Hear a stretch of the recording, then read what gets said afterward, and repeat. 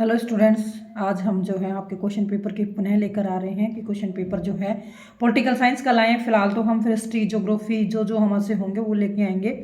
लेकिन स्टूडेंट ये है कि इसमें से क्वेश्चन आपको बहुत सारे मिलेंगे। तैयारी आपको करनी है, देखना है, लाइक करना है, शेयर करना और सब्सक्राइब करना है। आप पढ़ें, आपको अच्छा लग रहा है तो आपको वास्तव में इसमें सब्सक्राइब करना चाहिए, क्योंकि आप पढ़ लेते हैं, देख लेते हैं, फिर सब्सक्राइब नहीं करें। खूब बच्चे देखते हैं लेकिन उसको सब्सक्राइब चैनल को नहीं करें, ना लाइक करें, ना शेयर करें। तो चलो अब हम आगे देखते हैं।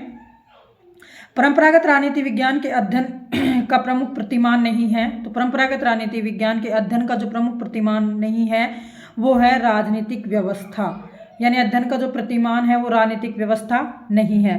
अगला है, आधुनिक राजनीति विज्ञान का सूत्रपात करने वाले चार्ल्स मेरियम की कृति का नाम क्या है। तो चार्ल्स मेरियम की जो पुस्तक है वो पुस्तक हमें बतानी है।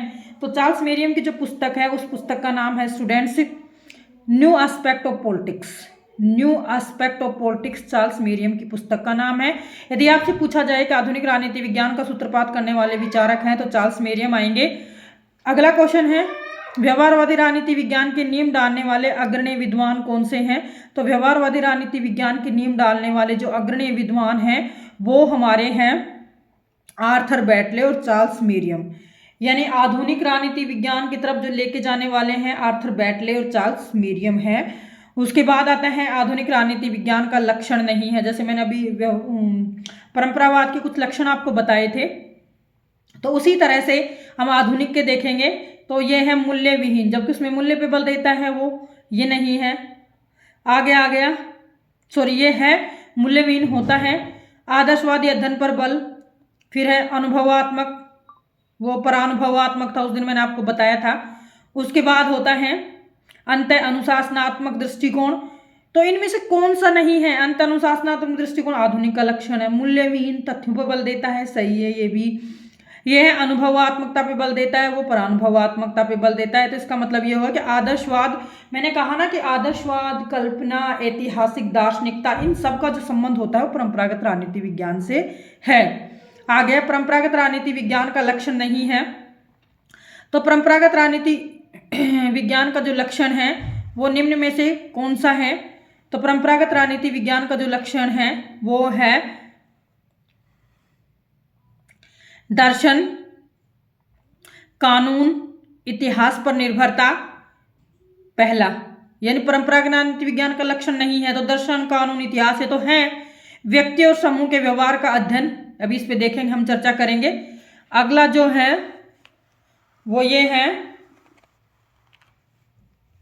औपचारिक संस्थाओं के अध्ययन पर बल, और एक है राज्य संप्रभुता, कानून और राष्ट्रवाद के अध्ययन पर बल। तो इन सब पे जो है परंपरागत बल देता है। इसमें एक ऑप्शन था, वो ऑप्शन था व्यक्ति और व्यक्ति के समूह। व्यक्ति और व्यक्ति का जो समूह था उस पर यह बल नहीं देता है, तो इसमें आएगा व्यक्ति और व्यक्ति के समूह के अध्ययन पर बल। अगला जो क्वेश्चन है हमारे स्टूडेंट्स वो है कि राजनीति विज्ञान का आधुनिक उपागम है। जो राजनीति विज्ञान है उसका आधुनिक, तो कानून मैंने बता दिया परंपरागत से संबंधित है, दार्शनिक परंपरागत से संबंधित है, ऐतिहासिक परंपरागत से संबंधित है। तो आपका सीधा जो संबंध है व्यवहारवाद, व्यवहारवाद और उत्तर व्यवहारवाद दोनों का ही जन्म आधुनिक उपागम की देन है। फिर आता है मानकात्मक राजनीतिक सिद्धांत से संबंधित अग्रणी विचारक कौन से हैं। माने मानकात्मक राजनीतिक सिद्धांत जिसमें मानक होते हैं तो उसके जो हैं कौन से हैं। तो मानक यानी कि आपका मतलब मानक किसका होता है, तथ्य होते, वो मूल्य होते हैं। तो मूल्य पर बल कौन देता है, किसका संविचारक है। तो अग्रणी विचारक है मानकात्मक में प्लेटो। प्लेटो मानकात्मक के अग्रदूत हैं। 1908 में अमेरिकन पॉलिटिकल साइंस एसोसिएशन में दिए गए अध्यक्षीय उद्बोधन में किस विद्वान ने तथ्यों के अध्ययन पर जोर दिया था। यानी 1908 में एक अमेरिकी पॉलिटिकल साइंस एसोसिएशन का जो है एक सभा हुई थी और उसमें एक अध्यक्ष उद्बोधन में किसी विद्वान ने तथ्यों पर बल दिया था। यानी तथ्य तथ्य तथ्य, एक ऐसा विद्वान है जो बार बार ये करता है तथ्य तथ्य तथ्य। तो वो कौन विद्वान है, तो वो विद्वान है लॉर्ड ब्राइस। लॉर्ड ब्राइस जो है वो कहता है कि दुनिया में जो भी है वो तथ्य है, आगे तथ्य पीछे तथ्य, इधर तथ्य उधर तथ्य, यानी केवल वो तथ्य की ही बात करता है लॉर्ड ब्राइस। अगला हमारा क्वेश्चन है, अमेरिका का प्रसिद्ध विश्वविद्यालय नहीं है जिसे व्यवहारवाद के अध्ययन का गढ़ माना जाता है, यानी अमेरिका का वह प्रसिद्ध विश्वविद्यालय जिसे व्यवहारवाद के अध्ययन का गढ़ माना जाता है उसको कहा जाता है शिकागो विश्वविद्यालय। क्योंकि जब हमने आधुनिक दृष्टिकोण पढ़ा था तो आधुनिक दृष्टिकोण का मतलब था कि शिकागो विश्वविद्यालय जो है उनके अध्ययन का महत्वपूर्ण केंद्र रहा है। तो शिकागो जो है इनका एक महत्वपूर्ण केंद्र है। उसके बाद है शिकागो स्कूल से संबंधित विद्वानों ने निम्नलिखित में से किस पर अधिक जोर दिया था। तो शिकागो विश्वविद्यालय के जो विद्वान हैं उनमें से सबसे ज्यादा जो जोर दिया है वो दिया है व्यवहारवाद के अध्ययन पर बल। क्योंकि आपको पता है परंपरागत अध्ययन जो है वो परंपरागत दृष्टिकोण का है, मूल्यों का भी परंपरागत का है, औपचारिक और कानून और औपचारिकता जहां आ जाएगी वो परंपरागत दृष्टिकोण का है। लेकिन व्यवहारवाद, मैंने आपको बताया व्यक्ति के व्यवहार पे जो व्यवहारवाद का अध्ययन हम करते हैं तो ये आधुनिक दृष्टिकोण शिकागो विश्वविद्यालय की देन है। तो एक बार देख ले आप ढंग से, यानी शिकागो स्कूल के जो प्रमुख हैं वो हैं व्यवहारवाद के अध्ययन पर बल। अगला स्टूडेंट शिकागो स्कूल से संबंधित विद्वान नहीं है। तो शिकागो विश्वविद्यालय का जो संबंध है वो है मॉडर्न आधुनिक राजनीति विज्ञान। और आपको पता है शायद हमने पीछे क्वेश्चन डाला था उसमें आपको बताया था लियो स्ट्रास, एक क्वेश्चन मैंने अभी जो पिछले क्वेश्चन पेपर डाले थे उसमें मैंने लियो स्ट्रास का नाम लिया था। और लियो स्ट्रास और माइकल ऑक्सफोर्ड, यदि आपको याद हो तो लियो स्ट्रास और माइकल ऑक्सफोर्ड जो हैं इनका मैंने नाम लिया था। ये लियो स्ट्रास और माइकल ऑक्सफोर्ड जो हैं वो आधुनिक समय के परंपरागत राजनीतिक विचारक हैं। तो ये आधुनिक समय के परंपरागत विचारक, और जबकि शिकागो विश्वविद्यालय किससे संबंधित है, आधुनिक दृष्टिकोण से। और आधुनिक दृष्टिकोण का कौन सा, व्यवहारवाद से, जो कि बिल्कुल आधुनिक दृष्टिकोण था। तो आधुनिक दृष्टिकोण है लेकिन आधुनिक में जो परंपरागत का है वो लियो स्ट्रास है, तो हम इसको जो है परंपरागत से संबंधित मानते हैं। जबकि डेविड ईस्टन, स्टुअर्ट राइस और गोस्नेल ये सब जो हैं ये हैं आधुनिक राजनीति विज्ञान के विचारक। आता है परंपरागत राजनीति विज्ञान का लक्षण नहीं है। तो परंपरागत राजनीति विज्ञान का लक्षण क्या नहीं है, तो शिकागो विश्वविद्यालय से संबंधित जो विद्वान नहीं है आपको बता दिया, लियो स्ट्रास जो कि परंपरागत राजनीतिक विचारक है, आधुनिक से संबंध रखते हैं। परंपरागत राजनीति विज्ञान के लक्षण नहीं है। तो परंपरागत राजनीति विज्ञान के लक्षण नहीं है। परंपरागत के मैं बहुत बार आपको बता चुकी, मूल्यों पर बल देता है, लक्ष्यात्मक मानकात्मक इसके हैं, ये सारी चीजों पर ये बल देता है। तो इसमें देख लेते हैं कि कौन सा है। परंपरागत राजनीति विज्ञान का लक्षण नहीं है तथ्य मूल्य को अंतः संबंधित करना है, क्योंकि तथ्य मूल्य दोनों को जोड़ता है, मूल्य पर जोर देता है। तो ये तो बिल्कुल ही है तथ्यों को मूल्य से अलग करना, और एक है लक्ष्यात्मक और मानकात्मक। तो ये इसका नहीं है, ये तथ्य को मूल्य से अलग नहीं करता है, तथ्य को मूल्य से जोड़ता है, अंतः संबंध स्थापित करता है। इसलिए इसमें जो आंसर आएगा वो आएगा तथ्यों को मूल्य से अलग करना। आगे जो है वो है कौन सा विचारक है जिसने राजनीति का अध्ययन निश्चयवाद अथवा वैज्ञानिक अर्थों में करने की नई दिशा दिखाई है। वह कौन सा विद्वान है जिसने राजनीति विज्ञान के अध्ययन को निश्चयवाद अर्थात वैज्ञानिक अर्थों में करने के लिए दिशा दिखाई है, तो वो है ऑगस्ट कॉम्टे। कौन है, ऑगस्ट कॉम्टे। अगला है परंपरागत राजनीति विज्ञान का लक्षण है। तो परंपरागत राजनीति विज्ञान का लक्षण मैं कितनी बार आपको बता चुकी हूँ, अंतरनुशासनात्मक आधुनिक का है, तथ्यों पर बल है, शोध और सिद्धांत जो है वो आधुनिक का है, तो मूल्यों पर अधिक जोर, ये आएगा। फिर अगला है आधुनिक राजनीति विज्ञान का लक्षण है। तो आधुनिक राजनीति विज्ञान का लक्षण स्टूडेंट मूल्यों पर अधिक बल देना है।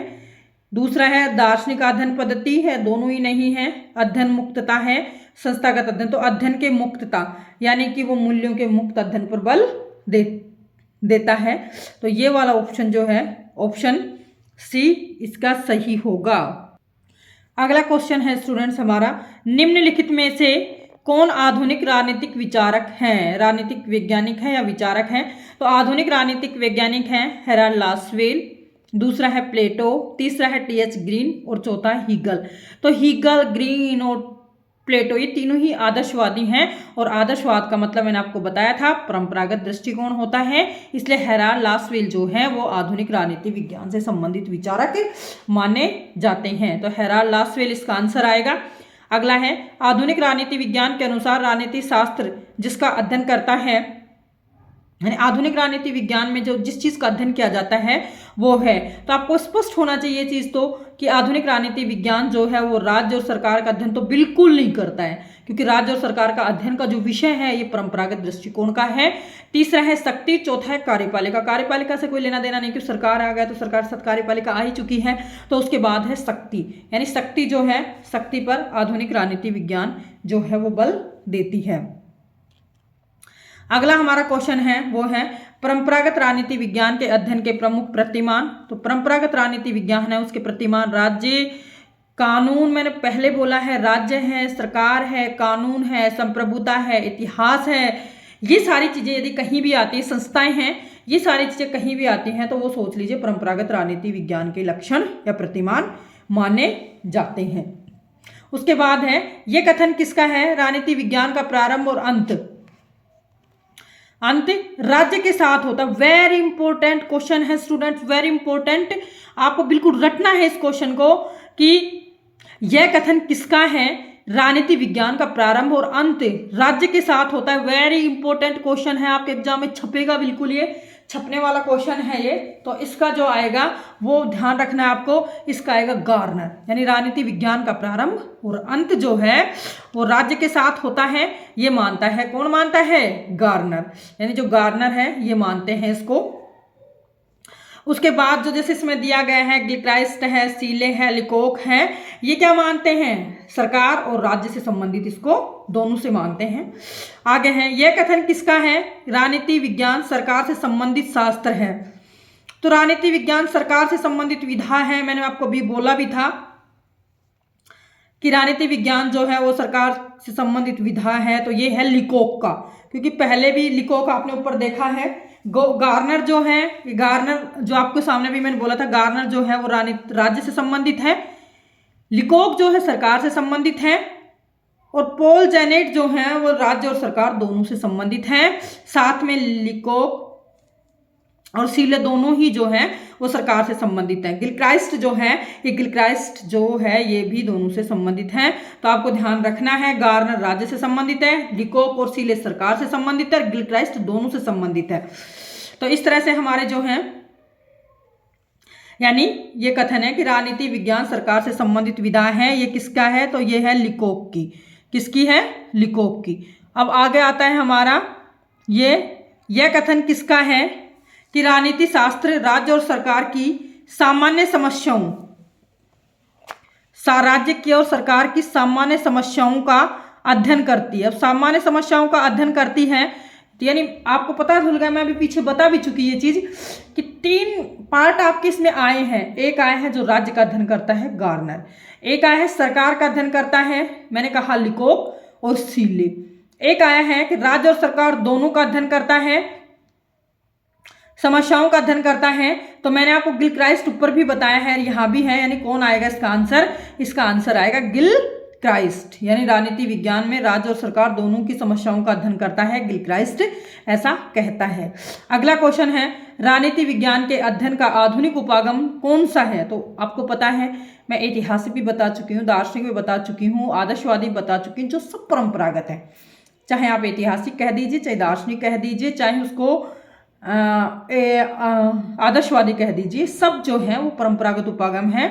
लेकिन अंतः अनुशासनात्मक, वेरी इंपॉर्टेंट क्वेश्चन है ये भी आपके लिए, अंतः अनुशासनात्मक जो दृष्टिकोण है, ये अंतः अनुशासनात्मक दृष्टिकोण जो है ये है आधुनिक दृष्टिकोण का। अगला जो हमारा क्वेश्चन है स्टूडेंट्स, वो क्वेश्चन है,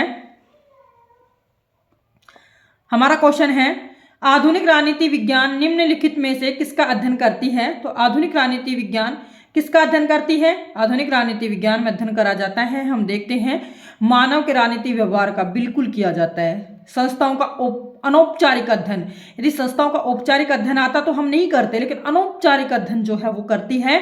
निर्णय प्रक्रिया, निर्णय प्रक्रिया का अध्ययन करते हैं, बिल्कुल करते हैं। शक्ति का, निर्णय प्रक्रिया का, मानव व्यवहार का, संस्थाओं का, औपचारिक, की सभी अध्ययन जो करते हैं तो उपयुक्त सभी।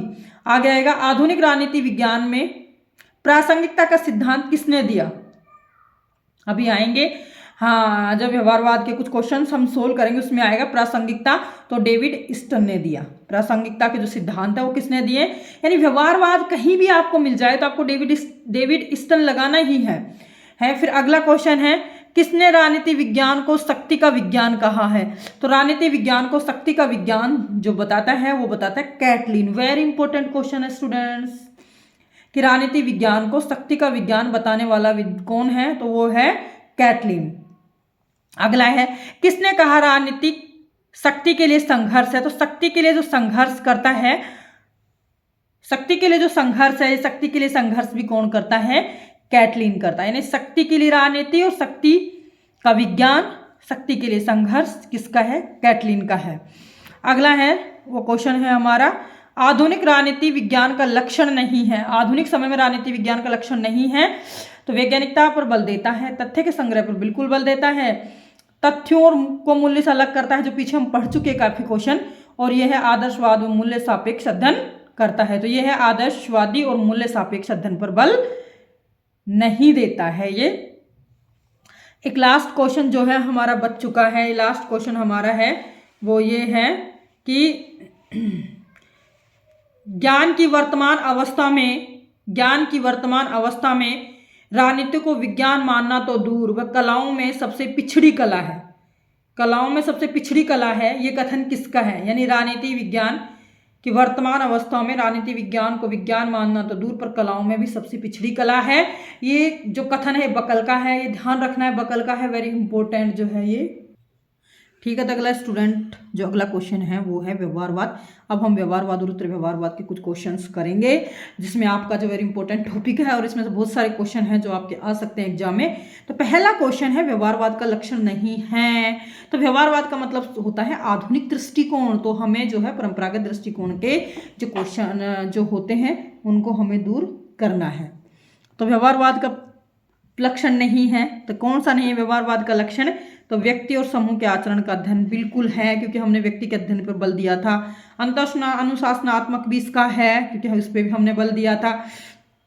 उसके अलावा सांख्यिकी और परिणामात्मक, क्योंकि वो राजनीति विज्ञान को एक विज्ञान बना देता है, गणित बना देता है, तो विज्ञान और गणित के सारे रूल रेगुलेशन इस पे लागू होते हैं। और लास्ट है विश्लेषण की इकाई के रूप में संस्था के अध्ययन। संस्था कहीं भी आ जाए आपको बता दें, संस्था जो आएगी तो उसका मतलब इस संस्था से आपका स्पष्ट हो गया है कि जो संस्था है, संस्था का संबंध जो है वो होता है आधुनिक दृष्टिकोण से, परंपरागत दृष्टिकोण। ठीक है स्टूडेंट्स, अगला क्वेश्चन है व्यवहारवाद के संबंध में। व्यवहारवाद का अगला क्वेश्चन है, संयुक्त राज्य अमेरिका में व्यवहारवाद की अगुवाई किसने की थी। तो चार्ल्स मेरियम, मैंने बताई दिया आपको पहले ही कि जब इसकी जो वास्तव में जो प्रेरणा स्रोत हैं जिसने स्टार्टिंग की थी वो कौन था, चार्ल्स मेरियम। इसकी पुस्तक भी हमने पीछे पढ़ी है, न्यू एस्पेक्ट ऑफ पॉलिटिक्स, जो वेरी इंपॉर्टेंट क्वेश्चन है। तो चार्ल्स मेरियम है, इनकी पुस्तक का नाम है new aspect of politics, new aspect of politics. तो आपको न्यू एस्पेक्ट ऑफ पॉलिटिक्स जो है वो ध्यान रखना है। आगे चल आएगा क्वेश्चन ही आ गया हमारा कि न्यू एस्पेक्ट ऑफ पॉलिटिक्स किसकी रचना है। तो न्यू एस्पेक्ट ऑफ पॉलिटिक्स किसकी रचना है, शायद आपको समझ में आ गया होगा, चार्ल्स मेरियम की। मुझे ज़्यादा पढ़ने की जरूरत इसमें नहीं पड़ेगी, 4 ऑप्शन देने की जरूरत नहीं है, क्योंकि न्यू एस्पेक्ट लासवेल की नहीं है, डेविड ईस्टन की नहीं है, रॉबर्ट डहेल की नहीं है। लेकिन ये ध्यान रखना है आपको कि सारे के सारे आधुनिक विचारक हैं। हाँ स्टूडेंट्स, अगला जो अपना क्वेश्चन है वो होगा, व्यवहारवाद किस प्रकार के अध्ययन की इकाइयों पर जोर देता है। तो व्यवहारवाद किस तरह के अध्ययन की इकाइयाँ हैं व्यवहारवाद की, आपको मैं बता दूं। अध्ययन की इकाइयाँ होती हैं छोटी बड़ी दोनों या बड़ी बड़ी। तो इनमें से कौन सी जो मतलब यह है, तो व्यवहारवाद जो छोटी से छोटी लघु इकाई पर बल देता है। आपको ध्यान रखना है कि छोटी से छोटी, सबसे छोटी जो इकाई होती है लघु इकाई बोलते हैं इसको हम। तो ये किस पे बल देता है, लघु इकाई पर बल देता है। उसके बाद जो है वो हम आपको बता दूं कि व्यवहारवाद का लक्षण नहीं है। तो व्यवहारवाद का लक्षण क्या नहीं है, तो व्यवहारवाद का लक्षण जो है वो नहीं है। तो इसमें क्या है, व्यक्ति और समूह के व्यवहार का अध्ययन बिल्कुल किया जाता है, तथ्यों के अध्ययन पर बल बिल्कुल दिया जाता है, अंतरनुशासनात्मक बिल्कुल अध्ययन है। तो कौन सा है, मूल्य अध्ययन पर जोर, यानी कौन सा नहीं करता, मूल्य के अध्ययन पर जोर ये नहीं देता। मूल्य के अध्ययन पर कौन देता है, परंपरागत आधुनिक दृष्टिकोण नहीं देता है। अब जो है अगला जो हमारा क्वेश्चन है वो है, डेविड स्टन ने व्यवहारवाद के कितने लक्षण बताए हैं। डेविड स्टन ने व्यवहारवाद के कितने लक्षण बताए हैं। तो डेविड स्टन ने, बिल्कुल ध्यान रखना है, 8 लक्षण बताए हैं। यानी कितने हैं व्यवहारवाद के लक्षण, डेविड स्टन के अनुसार 8 लक्षण हैं, जो नियमित सत्यापन, तकनीकी परिमाणीकरण, जो आप शायद जानते होंगे, पढ़ा हो तो थोड़ा बहुत आपने। अगला जो है वो है, अगला जो हमारा क्वेश्चन होगा वो होगा, डेविड स्टन द्वारा प्रतिपादित व्यवहारवाद का लक्षण नहीं है। मैंने आपको कहा था कि आपको याद होना चाहिए वो क्या क्या है उसकी। तो वो है नियमितता, सत्यापन, तकनीकी, तीनों मैंने बोली थी। और एक है कर्मनिष्ठ विज्ञान। तो स्टूडेंट आपको ध्यान रखना है, कर्मनिष्ठ विज्ञान जो है उत्तर व्यवहारवाद बल देता है इस पे, ना कि व्यवहारवाद। इस पे बल देता है उत्तर व्यवहारवाद। कर्मनिष्ठ विज्ञान पे जो बल देता है वो देता है उत्तर व्यवहारवाद, व्यवहारवाद नहीं देता है। अगला जो हमारा क्वेश्चन है वो है, डेविड स्टन द्वारा प्रतिपादित, डेविड स्टन के द्वारा प्रतिपादित व्यवहारवाद का लक्षण नहीं है। तो डेविड स्टन द्वारा जो प्रतिपादित है वो कौन सा नहीं है।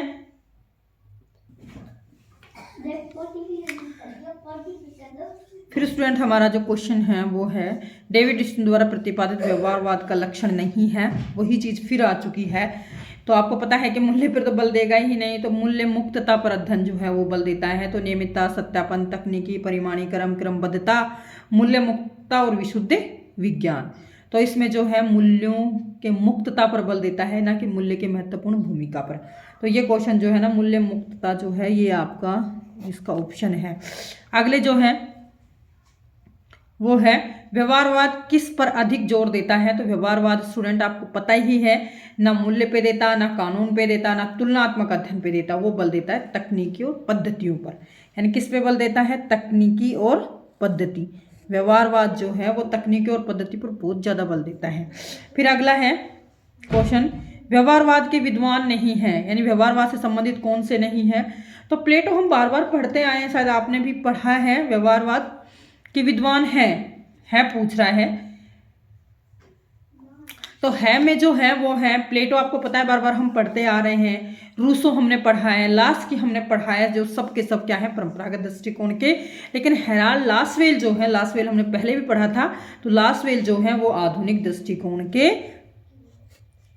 दृष्टिकोण के विद्वान माने जाते हैं।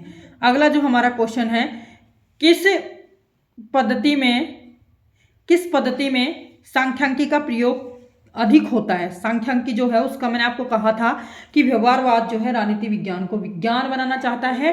तो विज्ञान में जो है गणित और विज्ञान में जो पद्धतियां प्रयोग की जाती हैं वो व्यवहारवाद में। तो ध्यान रखना कि जो भी गणितीय जो पद्धतियां हैं वो सारी व्यवहारवाद से संबंधित माने जाते हैं। तो किस पद्धति में सांख्यिकी प्रयोग का अधिक होता है। तो सांख्यिकी प्रयोग जो अधिक होता है वो होता है स्टूडेंट्स व्यवहारवाद में। व्यवहारवाद में सांख्यिकी प्रयोग बहुत अधिक होता है। फिर अगले है, किस पद्धति में मूल्य निरपेक्षता पर अधिक बल दिया जाता है। दो चीज, एक मूल्य सापेक्षता, एक मूल्य निरपेक्षता।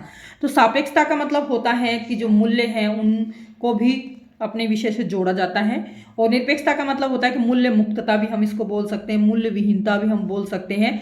यदि इसकी जगह मूल्य विहीनता आ जाए या मूल्य निरपेक्ष आ जाए तो बात वही है। तो इसका जो आएगा वो आएगा व्यवहारवादी पद्धति। मूल्य से संबंधित आ गया तो आज आपका आ जाएगा ये तीनों, दार्शनिक पद्धति, ऐतिहासिक पद्धति और मानकात्मक, ये तीनों ही जो है वो व्यवहारवाद से संबंधित हैं। फिर हमारा अगला क्वेश्चन है स्टूडेंट्स, नवीन राजनीति विज्ञान के निर्माण में सर्वाधिक योगदान किसका माना जाता है। तो नवीन राजनीति विज्ञान के निर्माण में सर्वाधिक जो योगदान माना जाता है वो योगदान है व्यवहारवाद का। ठीक है, व्यवहारवाद का जो है सबसे ज्यादा योगदान माना जाता है। तो व्यवहारवाद जो है इसमें ऑप्शन आएगा। अगला है, किस विश्वविद्यालय को व्यवहारवाद का गढ़ कहा जाता है, जो हम कई बार पढ़ चुके हैं, शिकागो विश्वविद्यालय को। यानी विश्वविद्यालय से संबंधित यदि आपका कोई क्वेश्चन आया, आपको बिल्कुल ही कुछ नहीं आता तो आप शिकागो मार दीजिए, सही होगा। अगला जो है व्यवहारवाद का जनक किसे कहा जाता है, तो व्यवहारवाद का जनक किसे कहा जाता है ये आपको देखना है कि व्यवहारवाद का जनक जो है वो किसे कहा जाता है। तो मैं आपको बोलती कि व्यवहारवाद का जनक जो है वो किसे कहा जाता है, तो व्यवहारवाद का जन्म जो है वो मेनली तो जो चार्ल्स मेरियम है, जो प्रेरणा स्रोत है, सारी चीज़ें काम करने का जो श्रेय है वो चार्ल्स मेरियम को है। हम चार्ल्स मेरियम को इसका जनक कह सकते हैं। अगला है वह विद्वान जो व्यवहारवाद और उत्तर व्यवहारवाद दोनों में जुड़ा हुआ है, तो वो है डेविड ईस्टन, क्योंकि डेविड ईस्टन व्यवहारवाद उत्तर व्यवहारवाद दोनों से ही जुड़ा हुआ है। व्यवहारवाद का आधार क्या है, तो व्यवहारवाद का जो आधार है वो है अनुभववाद, यानी इसमें किस पे बल दिया जाता है, किस चीज़ को माना जाता है, अनुभववाद को, समाजवाद को नहीं, साम्यवाद को नहीं, उदारवाद को नहीं, अनुभववाद को। और आपको बता दूं कि जो हमने परंपरागत पढ़ा था उसका था परानुभववाद। तो परानुभववाद जो है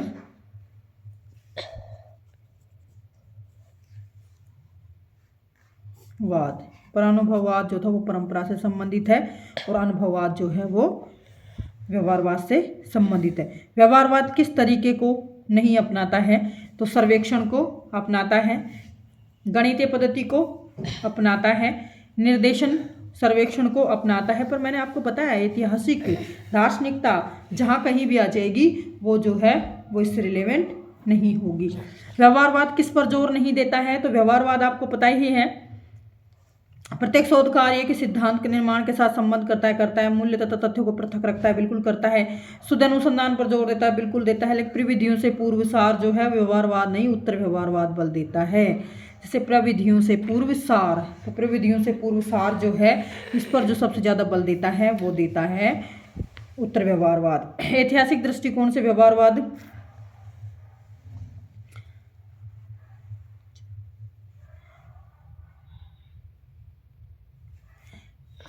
ऐतिहासिक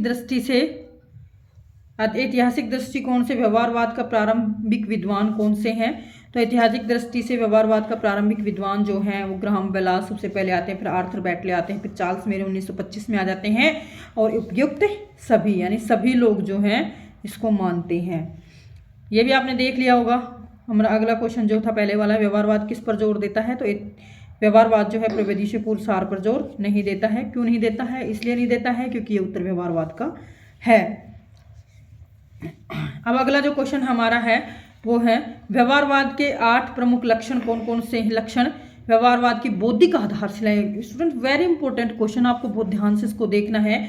व्यवहारवाद के जो 8 लक्षण मैंने बताए, 8 लक्षण, उसको हम 8 प्रमुख लक्षण अथवा व्यवहारवाद की बौद्धिक आधारशिलाएं कहते हैं। तो बौद्धिक आधारशिलाएं हैं 8। चार्ल्स मेरियम पहला है, दूसरा है डेविड ईस्टन, तीसरा है रॉबर्ट डेल और चौथा है लासवेल। तो 8 जो मैंने आपको बताया था कि ये किस कौन देता है, डेविड ईस्टन। बौद्धिक आधारशिलाएं भी 8 को बोलते हैं, तो इसको बोला जाता है डेविड ईस्टन। डेविड ईस्टन इसको बोला जाता है। अगला जो है इसमें है कि डेविड ईस्टन द्वारा प्रतिपादित व्यवहारवाद के 8 लक्षण से संबंधित नहीं है, यानी कौन सा नहीं है, तकनीकी है, क्रमबद्धीकरण है, समग्रता है, वर्ग सामंजस्य बिल्कुल नहीं है। यानी 8 में तकनीकी, क्रमबद्धीकरण, समग्रता ये सब हैं, मूल्य विहीनता ये सारी चीज़ें हैं, नियमितता, परिमाणीकरण ये सब हैं, लेकिन वर्ग सामंजस्य इसमें नहीं है।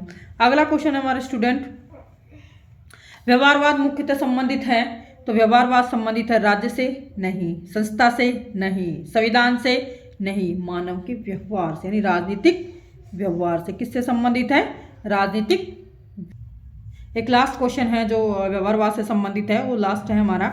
जैसे ह्यूमन नेचर इन पॉलिटिक्स किसकी कृति है, तो ह्यूमन नेचर इन पॉलिटिक्स जो पुस्तक है वो ग्राहम वालास की है। Very important, no aspect of politics Charles Merriam की है। और ह्यूमन नेचर इन पॉलिटिक्स याद रखना है, ह्यूमन नेचर किसका है, ह्यूमन नेचर है ग्राहम वालास का। तो ग्राहम वालास जो है ह्यूमन नेचर पर बल देते हैं। स्टूडेंट अभी हमने जो पढ़ा था वो पढ़ा था व्यवहारवाद से संबंधित। अब हम उत्तर व्यवहारवाद के भी कुछ 15-20 क्वेश्चन है जो कर लेते हैं। 1960 के दशक की समाप्ति से पहले व्यवहारवादी क्रांति के किस प्रमुख प्रतिपादक ने व्यवहारवादी स्थिति पर प्रबल प्रहार किया था, तो यानी 1960 के दशक में व्यवहारवादी क्रांति के प्रमुख थे वो कौन, डेविड ईस्टन, और जिन्होंने क्या करा, उत्तर व्यवहारवाद की पर प्रबल प्रहार, व्यवहारवाद पर ही प्रबल प्रहार क्या थे, व्यवहारवाद के ही जनक थे और फिर व्यवहारवाद के ही पर प्रबल प्रहार करने वाले ऐसे कौन से हैं, तो वो हैं डेविड ईस्टन। मैंने आपको बताया था पहले भी कि डेविड ईस्टन व्यवहारवाद और उत्तर व्यवहारवाद दोनों से ही जुड़े हुए हैं। अभी थोड़ी देर पहले हमने एक प्रासंगिकता का सिद्धांत पढ़ा था और वो प्रासंगिकता अब आ चुका है। तो प्रासंगिकता का जो संबंध है वो किससे, उत्तर व्यवहारवाद से। प्रासंगिकता का संबंध किससे है, प्रासंगिकता का संबंध है उत्तर व्यवहारवाद से। अगला है, इसके दो नारे हैं, एक कर्म और प्रासंगिक, दूसरा है प्रासंगिकता। तो दो नारे ये देता है, कर्म और प्रासंगिकता। तो कर्म और प्रासंगिकता पर जोर देता है ये, तो कौन है ये कर्म और प्रासंगिकता पर जोर देने वाला, वो है उत्तर व्यवहारवाद। कौन है, उत्तर व्यवहारवाद जो है कर्म प्रासंगिकता पर